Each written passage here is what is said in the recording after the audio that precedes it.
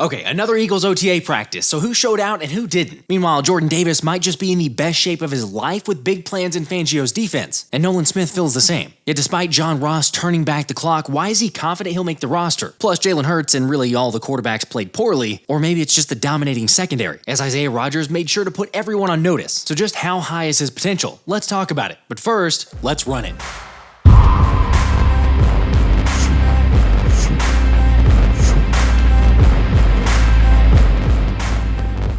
What's up, guys? Well, the last open media session of voluntary OTAs took place, and guess who wasn't there? James Bradberry. With the former All-Pro deciding enough was enough and he's not going to put up with any more. Wait a second, it's still voluntary. Plus, shout out to JB for hosting his All-Pro Blitz charity event in Birmingham, Alabama, which is the real reason he was not in attendance. However, sure, I would still argue that him not showing up to OTAs up to this point is at least noteworthy. I mean, come on, the dude's literally got a job to compete for. Or I don't know, maybe he doesn't and how he's already made up his mind to move on from JB. Personally, y'all know that's where I'm leaning because there's so much depth and youth on this squad that you really need them to get out on the field and get those reps. Now, speaking of reps on the field, Jalen Hurts got in some throws during the media portion of video access, as did QB2 Kenny Pickett. And as you can obviously, very easily, clearly tell, Pickett is really outperforming Hurts. You're the best. Guys, I'm going to say something right now.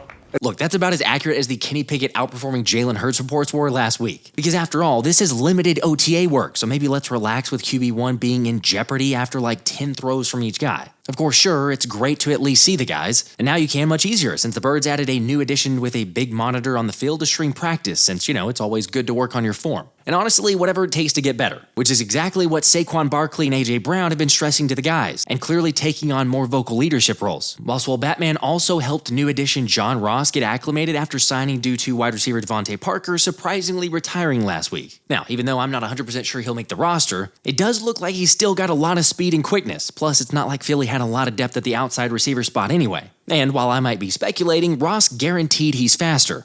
I haven't lost a step. I'm still the same guy. Even I feel like I'm better than what I was, just because where I am mentally. I think physically that was probably my biggest problem. I've dealt with so many injuries, and I mean, sure enough, you guys know, you've heard. But I think what was hindering my success was my mental. But because of how I was feeling physically, so tying all that together, I think it kind of put me in a bad place. But where I am now, I don't see myself in a bad place at all. Why do you think you're as fast as you used to be? Have you been timed in the 40 or? You said. Why do you think you're as fast as you used to be? I think I'm faster, and I know that's kind of crazy to say, but I'm not feeling the same way I felt before physically. So that's why I say I think I'm faster. And when I say that, don't get me wrong, I ran 4.22. I'm not saying I'm 4.15 or anything, but what I'm saying is I just feel better. So I think I can consistently be faster, and I think that was my biggest thing. Can this guy go every single day and look the same every single day? And I feel that I'm getting to the point where I can be consistent with my speed. And to me, that's the biggest blessing that I can ask for. I love the optimism. So perhaps he finds something, yet let's remember he hasn't played in an NFL game since 2021. However, it's not like we're asking him to get 50 catches for 600 yards or something like that. I mean, the hope is he barely even plays. Since the Eagles have Mr. Unguardable and AJ Brown, who showed some of the other guys how to run routes and compete in drills. Meanwhile, on the other side of the field, it was good to see Kelee Ringo on the practice fields, especially with him missing OTAs last week. Because, like I just said, there's 14 cornerbacks competing for 7 spots. Although, for the record, Ringo's a pretty safe bet to make the roster. With that competition in the quarterback room, starting with Andrew DeCecco sharing the 7-on-7 starters were Isaiah Rodgers and Kelee Ringo on the outside, along with Tyler Hall at nickel and Avonte Maddox and Reed Blankenship at safety. Of course, like Olivia Reiner pointed out, the guys not in attendance were Darius Slay, DeVonta Smith, CJ Garner-Johnson, Josh Sweat, James Bradberry, as I mentioned, and Lane Johnson. Also, for those Kenny Pickett over Hurts fans, it sounds like Jalen may have gotten the better of him, with the throw of 7-on-7s reportedly being a connection from QB1 to Saquon Barkley. Oh yeah, and then Kenny Pickett attempted to one-up Jalen on a deep pass to John Ross, but was picked off by Mekhi Garner on an underthrow. Watch this.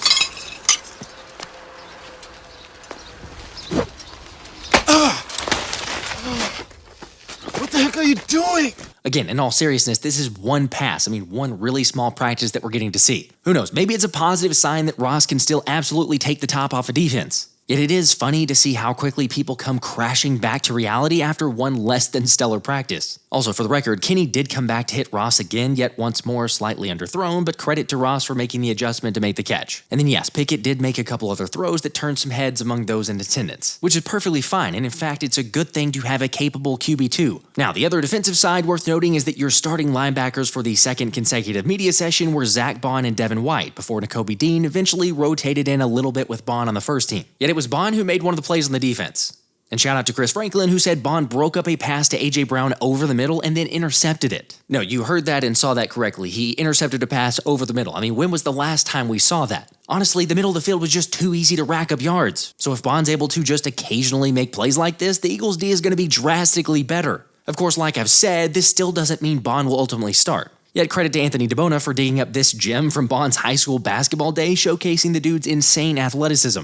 Anyway, Nakobe will get his chances, and even by getting back on the field today, took a very important first step in that return. However, I'll continue to argue out of the guys that Philly has currently available, I'd probably still take Baun. Other than Devin White, that is. Yet it was interesting to see during 11-on-11s that Brandon Lee Gouton pointed out Fangio rotated Nakobe in for White instead of Baun. Oh yeah, and then Jalen also threw a second interception, again a pass over the middle to AJ, but this time Isaiah Rodgers turned it into a pick six, flashing some really nice anticipation. And yes, it's just OTAs, but I don't love seeing Jalen throwing multiple interceptions. However, to keep this on an optimistic setting, at least we've got the right coaches in place, with quarterback coach Doug Nussmeier stopping to share some things with QB1 before getting back to drill work. Which is great, but either way, you can't deny the promise on the defense. Because now you're seeing the difference having dudes who excel in anticipation and the ability to actually take the ball away. Especially Isaiah Rodgers, who's not only shown a knack for creating turnovers, but also taking them back for six the other way. As the 26-year-old shared how he's been able to show up without any rust. I just kept my schedule as if I was still playing. You know, on Sundays,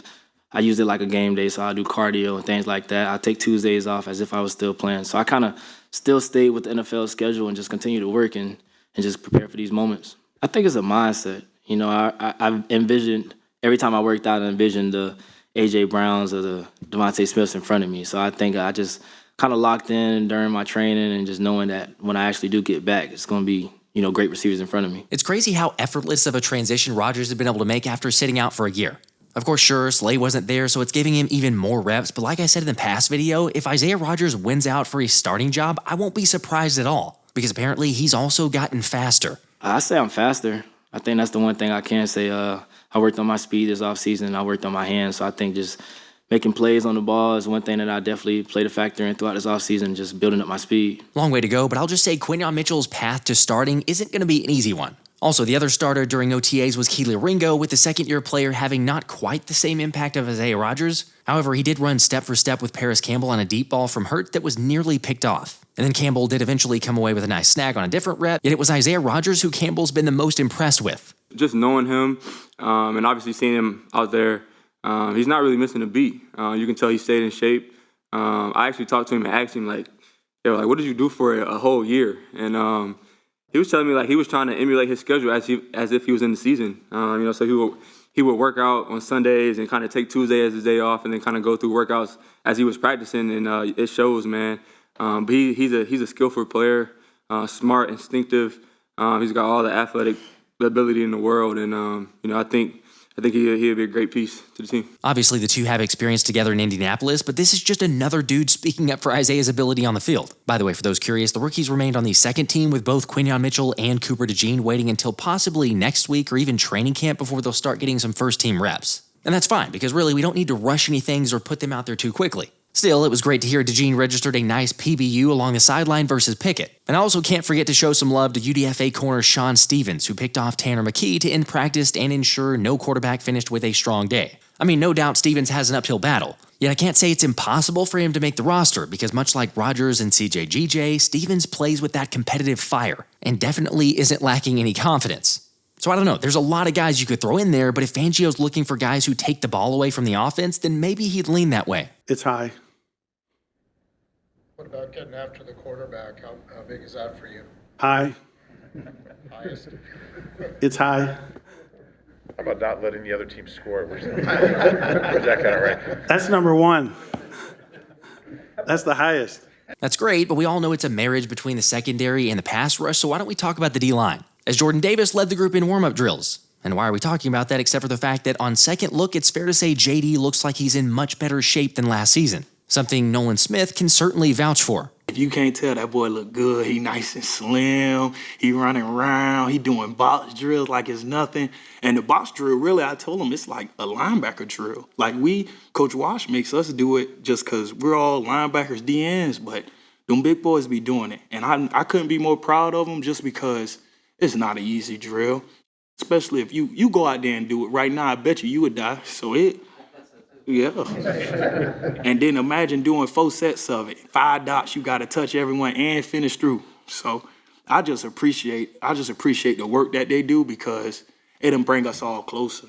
Like if you work hard and you sweat together, you connect together, and then you play together. Look, I know the annual Jordan Davis weight analysis can get old, and it's more about proving it to you rather than saying anything. However, the Dancing Bear did prove it during 11-on-11s as he registered a sack on Jalen. Granted, just a reminder that it's without pads, so let's just make sure to take everything with a grain of salt. But he was giving Tyler Steen some trouble, who got the start at right guard. And honestly, even though JD probably isn't going to ever put up gaudy pass rush numbers, he's about to have his best chance ever this season. Obviously, stepping into a much larger role than I was last year. And, I know what's expected of me.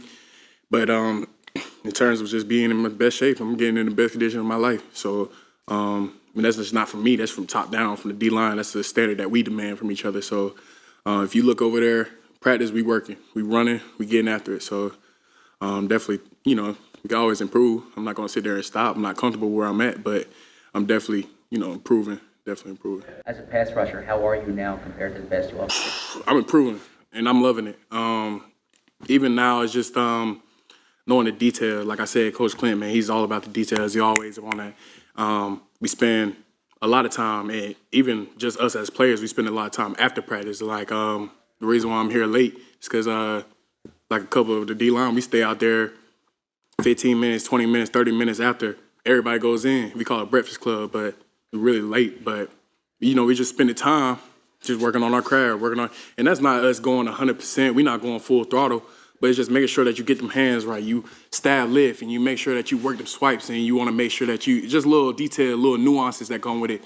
And if you're doing it in the group, it started out with just 2, now it's like 3, 4, 5. So, I guess going to you in terms of the leadership, it's not really a set leader, but, we try to lead by example. We try to pull everybody along. We always have a saying, I can't climb if my brother's falling. So if everybody else is getting better, then we getting better as a unit. I'm curious, if you were to set the over-under for JD on sacks this season, what would you go with? Again, I'm excited about Fangio, but also the new addition of D-line coach Clint Hurts should really result in big dividends since he's coached up interior guys, especially in the pass rush. Add that to the way Fangio's mentioned he plans on using Jalen Carter and the Breadman being in really good shape, and there's only so many offensive linemen to block these dudes. Plus, it was great to see after Jalen Carter praised Fangio's persona that his counterpart feels the same way. There's no, and I hope y'all can bleep that out. But it's really no BS with him. It's straight ball. Some people like it for better or for worse. I play with all types of coaches from high school, college. I mean, Kirby Smart's the worst of the worst, so not the worst of the worst, but he's old school. You get what it's expected on. It's a job to do. You got to do your job. If you don't do it, then it's a miss. So, it's even from like Coach Clint, like detail oriented. If we mess up on the details, we got to go again. And it's not just saying like, you getting that extra rep, you're just doing it just to do it. You're doing it for improvement. You're doing it to make sure that you get it down, you get it right.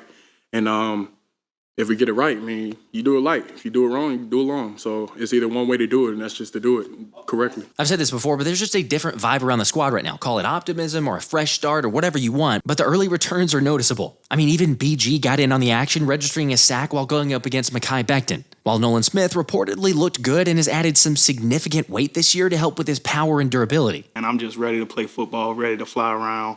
It's a learning curve. A lot of people think you're supposed to come in the league and dominate and do all of this and that. And I got the same dreams and hopes that everybody have for me else. I want to get, 10-plus sacks and do all of that. But, realistically, it's a learning curve. These guys been in here 15 years. These guys been in here a long time. And I say praise to Lane Johnson. Lane Johnson taught me everything from getting my toes right to how I work, what I'm looking for in a tackle, and just different things like that. I'm coming in this year 245.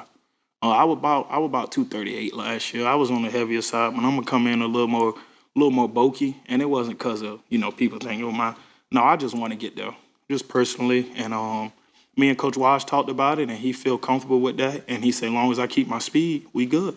Honestly, without even hearing that from Nolan, it's pretty evident from the presser that he's gained probably about another 8 to 10 pounds, like he said. So throw him into the defense that will fully utilize his athleticism, and we're back, baby. For real, though, I'm going to say Nolan gets about 6 to 7 sacks, but it's good to see the promising signs early. On the flip side, not the greatest day from former first-round pick turned Eagles swing tackle Mekhi Becton, as he gave up at least 1 sack and potentially another pressure. Now, still plenty of time to turn things around, but you can see why the Jets weren't interested in bringing him back after allowing 12 sacks in 16 games and committing 18 penalties. Yet having said that, I'm confident Jeff Stoutland can work him into a serviceable backup role by the regular season, so not even close to giving up on him yet. And definitely not anywhere close to the level of concern Dallas fans have for the lack of a Dak Prescott extension, or CeeDee Lamb, or Micah Parsons. Which really only got worse after Miami gave a deal to wide receiver Jalen Waddle for a 3-year, $84.75 million contract extension with 76 of that guaranteed. As Jerry Jones is realizing, or maybe not, the longer he waits, the more he's got to pay CeeDee Lamb. But the most relevant part about this is why the Eagles are so much better at handling contracts. Seriously, DeVonta Smith got a 3-year, $75 million deal with $51 million guaranteed. Meanwhile, Jalen Waddle got the 84 with $75 million guaranteed. Yet when you look at their stats, they've been just about the same level of production, with Smitty getting 240 catches for 3,178 yards and 19 touchdowns, while Waddle has 251 receptions for 3,385 yards and 18 touchdowns. Again, some people just have the magic touch in contract negotiations. See how it's done? Thank you very much, sir. I don't think you'll regret it. You know what I did? You're the master. Let's just say kudos to Smitty for taking a team-friendly deal, because if he had wanted more, he certainly could have gotten it. But the Slim Reaper just gets it. So why not give away tickets to his charity softball tournament on June 29th? All you gotta do is do me a favor, hit that like button, and then swing by for the Friday night live stream where I'll be giving away 2 tickets for the event. Oh yeah, and I'm also gonna be giving away an AJ Brown jersey then as well. Plus, I still haven't heard from Doug Simmons after the Eagles ticket giveaway, so I'm assuming I'm probably gonna give those away as well. Just make sure you're subbed, and then swing by around 8:30 Eastern. Also, speaking of AJ, it's funny to see that Tyreek Hill already wants a new deal, with Mike Florio saying AJ Brown's contract really raised the stakes. Which is hilarious because Tyreek literally just signed a 4-year, $120 million extension 2 years ago. I don't know, I get the market situation and the cap increasing and everything else, but let's just be thankful for the Eagles organization and the way they handle business, which is exactly what Smitty shared as well. I feel like I'm in one of the top tier organizations. Howie, Mr. Leary, they take care of us. Anytime you're in the building, you feel like your family. You don't feel like you're just going to work. You're actually having fun when you're in the building. It's not just go to work and then just go home. You enjoy being around those guys. And the relationships I've built in the city, I wouldn't want to be nowhere else. Come on, not a surprise, but to have the best wide receiver duo in the NFL with their mindset is something special. Lastly, I'll mention Ainias Smith did get in limited work on a punt, but ended up muffing it and did some push-ups on the sideline afterward. Not great from that side, but it is a good sign that he's back out there. Also, Ainias responded about a potential interview, but he's going to talk to his camp, so we'll see, and I'll keep you posted. But I'll catch you guys on the live stream. Until next time, this has been the Philly Special.